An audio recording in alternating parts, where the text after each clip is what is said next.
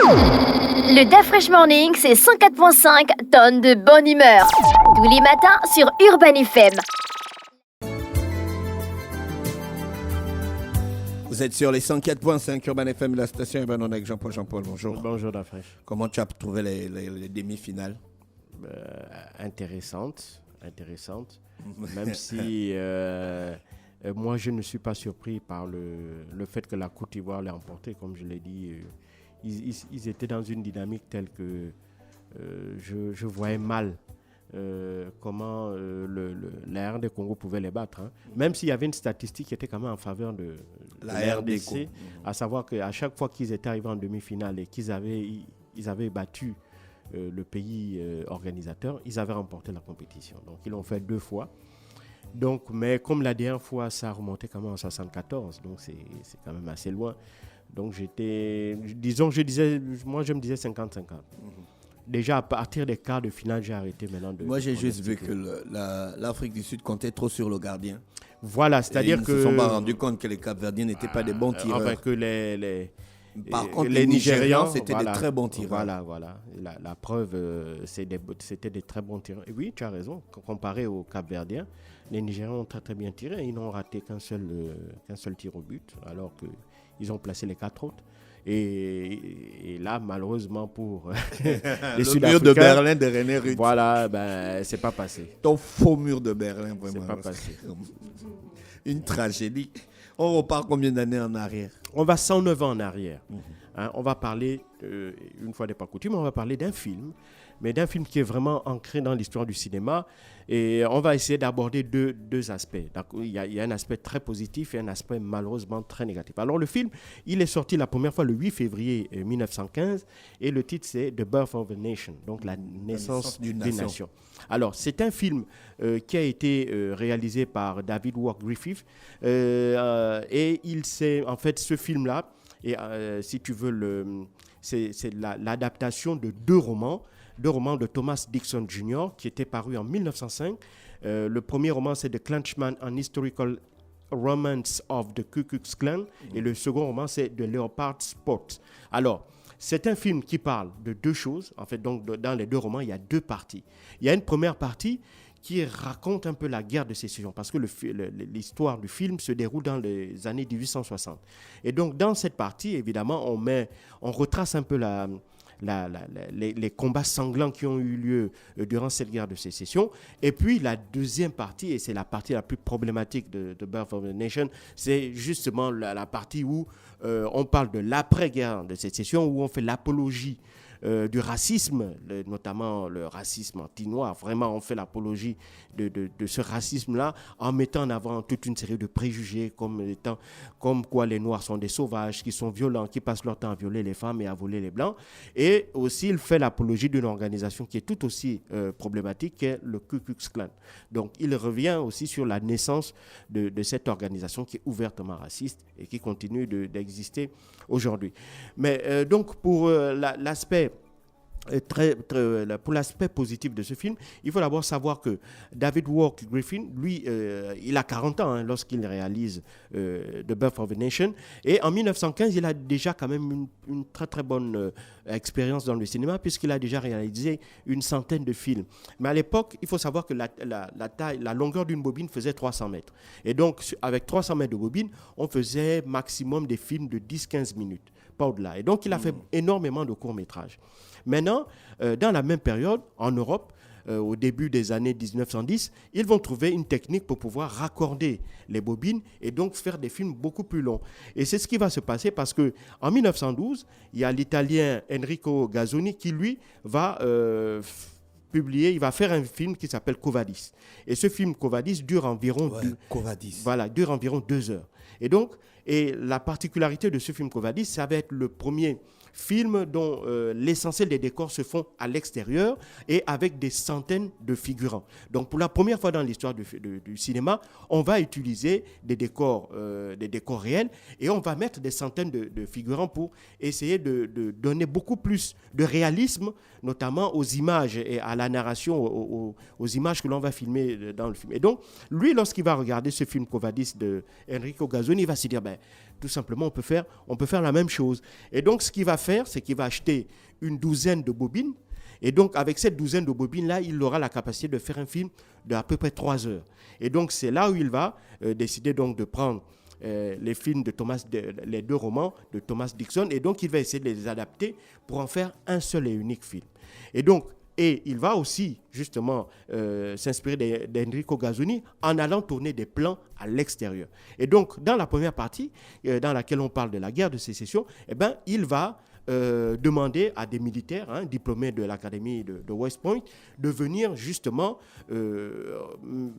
montrer un peu comment est-ce que les combats à l'époque s'étaient faits. Et il va être le premier aussi à, sur un tournage en extérieur, faire porter à ses figurants des tenues authentiques de la guerre de sécession, aussi bien des soldats du Nord que ceux du Sud. Et donc, il va faire avec énormément de réalisme de reproduire les combats ou les différentes batailles qui avaient eu lieu durant cette guerre de sécession. Et donc, ça, évidemment, ça va être quelque chose qui va nécessiter énormément de moyens. Et donc, David Walk, lui, lorsqu'il va flairer la chose, donc pour pouvoir faire de ces décors la tournée en extérieur, pouvoir réunir des centaines de figurants avec des costumes d'époque, mobiliser des consultants militaires pour aider à reproduire à l'identique un peu la manière dont les combats se sont produits, ça demande énormément d'argent. Et à l'époque, on est en 1915, il prend toutes ses économies et il met dans le film, il dépense à peu près $100 000.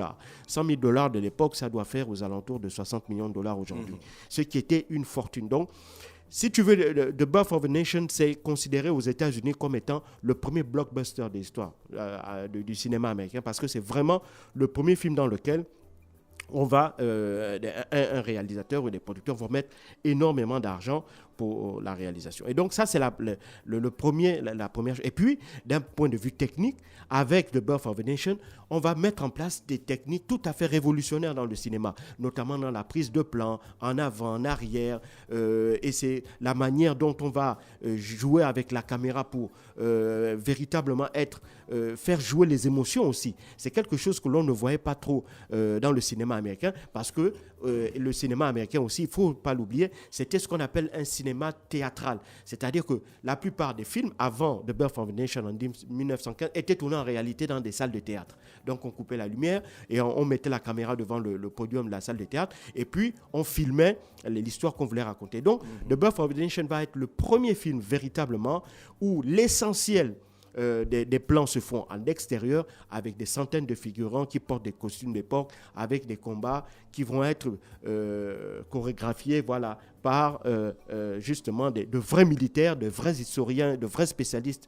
de cette question-là. Et donc ça, c'est l'aspect, je dirais, positif de The Birth of a Nation, c'est-à-dire qu'à la fois, il va montrer que le cinéma, il va amener de nouvelles techniques dans la manière, il va apporter une nouvelle approche dans le cinéma. Et puis la deuxième partie, c'est la partie la plus problématique, à l'intérieur duquel on fait l'apologie du Ku Klux Klan, qui est une organisation purement raciste, les suprémacistes, ce qu'on appelle les organisations qui prônent la gradation des races, et ils estiment que la race blanche est la race qui est au-dessus et qui domine toutes les autres. Et puis, ce film-là aussi a consolidé, a renforcé dans la société américaine blanche un certain nombre de stéréotypes racistes qui perdurent jusqu'à aujourd'hui. Des idées selon lesquelles les Noirs sont paresseux, ils sont violents, ce sont des violeurs, des voleurs qui passent leur temps à s'attaquer aux biens des Blancs, qui sont paresseux. Donc, tous ces stéréotypes-là qui, pendant des décennies et même encore jusqu'à aujourd'hui, continuent un peu de perdurer dans la société américaine. Et à la sortie donc de ce film, comme je l'ai dit, le 8 février 1915, ça va être un succès dans tout le pays. Il faut savoir que durant toute l'année 1915, 50 millions d'Américains vont aller suivre le film. Ça veut dire un Américain sur deux, parce qu'en 1915, il y avait 100 millions d'Américains. La démographie était de 100 millions d'Américains. Donc, il va avoir il va avoir 50 millions d'Américains qui vont suivre le film. Et rien que la première année, le film va rapporter 20 millions de dollars. Pour un film pour lequel on a mis 100 000 dollars, la première année d'exploitation, il rapporte 20 millions de dollars. Et certains experts estiment qu'au cours des 50 années qui ont suivi l'exploitation du film, il aura rapporté plus de 60 voire 70 millions de dollars. Donc d'un point de vue vraiment économique, c'est un film qui a été extrêmement rentable. Et il faut savoir que le film a eu un tel succès que 10 jours seulement à peine, 10 jours à peine après sa sortie, le président de l'époque, Woodrow Wilson, on va projeter le film à la Maison-Blanche. Et donc lui, il va même il va dire qu'au sortir, après avoir regardé le film, que le film était d'un tel réalisme. Et donc le fait qu'il le dise va renforcer encore l'idée que ce qui est dit dans le film est vrai. Et ça, véritablement, ça va avoir un impact dans la société. Comment? Parce qu'il faut savoir qu'en 1915 aussi, l'organisation qu'on appelle le Ku Klux Klan était en réalité en perte de vitesse. Elle perdurait encore dans quelques États sudistes où quelques dizaines de partisans restaient encore fortement ancrés à cette espèce d'idée que le Sud appartient aux esclavagistes et que les Noirs n'ont pas droit à avoir les mêmes droits que les Blancs et que donc l'émancipation, en fait, c'est du n'importe quoi. Bref, après l'apparition de ce film, après la diffusion de The Birth of a Nation, le nombre d'adhérents au Ku Klux Klan va passer quasiment du simple au double. Aux alentours de 5 000 adhérents au départ, on se retrouve rien que la première année, plus de 10 000 personnes vont adhérer au Ku Klux Klan avec l'idée de vous faire renaître ce Sud ancien dont on fait l'apologie, notamment dans la deuxième partie du film, parce qu'il ne faut pas l'oublier, dans la deuxième partie du film, on fait purement et simplement l'apologie du racisme. Mais ce film aussi va réveiller les consciences noires, parce qu'il faut savoir également que la NAACP, qui était une jeune organisation à l'époque, n'avait pas elle aussi beaucoup d'adhérents. Donc il n'y avait pas beaucoup de Noirs qui estimaient que le combat pour leurs droits était un combat politique et qu'il fallait qu'ils y adhèrent et qu'ils participent. Et donc, après l'apparition, la diffusion de The Birth of a Nation, on va aussi voir du côté de la communauté afro-américaine une espèce de regain en matière de volonté de défendre leurs droits. Et on va voir que des organisations comme la NAACP vont également tirer profit en jouant justement sur l'image négative que renvoie ce film-là sur la communauté afro-américaine. Et donc ça va faire énormément, ça va faire que beaucoup de Noirs adhèrent dans cette organisation. Au point où, même aujourd'hui encore, c'est un film, donc, à cause de cette seconde partie-là, c'est un film qui reste énormément polémique. Aujourd'hui, il y a très peu de salles qui oseraient diffuser ce film-là de Birth of a Nation. Il y a même des États qui interdisent sa diffusion sur leur territoire. La France, par exemple, il est interdit de diffuser ce film-là en France. Il faut savoir que dans les années 70, il y avait une rediffusion aux États-Unis, mais à l'époque, on avait coupé quelques plans que l'on jugeait des plans problématiques. Mais le découpage qu'on avait fait de ces plans-là n'avait pas altéré en soi, si tu veux, le contenu, même le message même du film, qui restait tout aussi problématique. Et on va assister notamment dans des villes comme Boston, comme à New York, des manifestations monstres dans lesquelles des Américains s'opposaient à la diffusion dans les cinémas de ce film-là. Et donc, après ça, évidemment, le film ne va plus être diffusé. Aujourd'hui, on peut le voir si on veut regarder ce film. C'est sur YouTube. On peut regarder sur YouTube, mais il faut le regarder. C'est presque comme Histoire sans parole, en fait. Voilà, on est en 1915. Mais donc, ça fait 3 heures de temps. Voilà, c'est un film qui fait 3 heures de temps. Donc, il faut le regarder, non pas comme un film historique, parce que tous les faits qui sont dedans, en réalité, ce ne sont pas des faits véritablement historiques, mais il faut plus le regarder pour ceux qui s'intéressent à l'histoire du cinéma ou aux techniques de cinéma. Il faut vraiment regarder ce film-là pour voir comment, en 1915, on avait pu réaliser dans de telles conditions, avec cette qualité-là, ce film-là. Et donc ça, c'est l'aspect sur lequel, évidemment, l'aspect qui permet qui continue d'amener les gens à le suivre. Mais sinon, d'un point de vue de la narration, ce film est n'importe quoi. Bon, de manière laconique, je dirais que le film, en fait, raconte les péripéties de 2 grandes familles. Donc, il y a la famille Klansman, qui est une famille de gens qui sont originaires du nord des États-Unis, et on a les Cameron qui sont originaires du sud. Donc, si tu veux, l'évolution de ces 2 familles. Le film commence pendant la guerre de sécession et se poursuit après la guerre de sécession jusqu'à la naissance du Ku Klux Klan.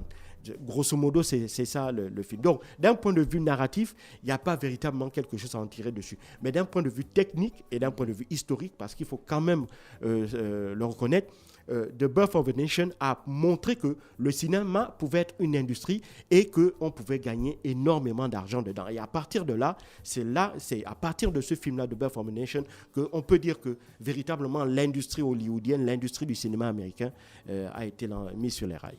Merci Jean-Paul avec nous ce matin sur les 104.5 Urban FM, la station urbaine dans le brin d'histoire. Restez connectés dans le Da Fresh Morning. On repart en musique, on se retrouve juste derrière.